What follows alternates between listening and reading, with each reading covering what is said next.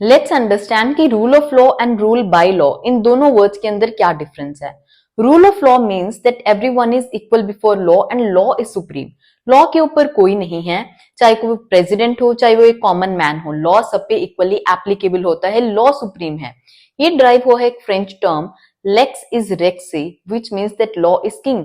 Final जो authority है वो लॉ की है, कोई आदमी सुप्रीम नहीं है कंट्री के अंदर, जो लॉ कहता है वही होगा।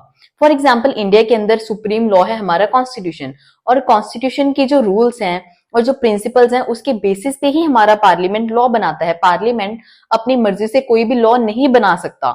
जो हमारे कॉन्स्टिट्यूशन के अंदर प्रिंसिपल्स हैं, रूल्स हैं, उसके एम्बिट के विद इन ही वो फंक्शन करते हैं। तो हमारी कंट्री के अंदर जो सुप्रीम लॉ है, कॉन्स्टिट्यूशन है, वो सबसे ऊपर है, कोई भी गवर्नमेंट या कोई भी प्राइम मिनिस्टर या प्रेसिडेंट उसके ऊपर नहीं है। Then is rule by law.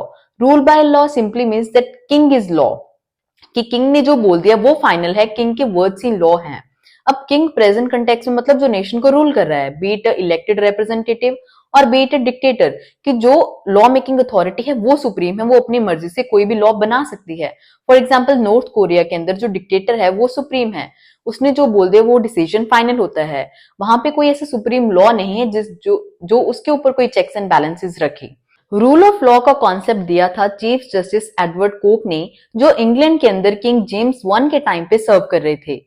ये फंक्शन करता है as a check on the arbitrariness of the legislature, कि जो लॉ मेकिंग अथॉरिटी वो अपनी मर्जी से कोई भी लॉ ना बनाए, उसके पास अनरिस्ट्रिक्टेड पावर्स ना हो।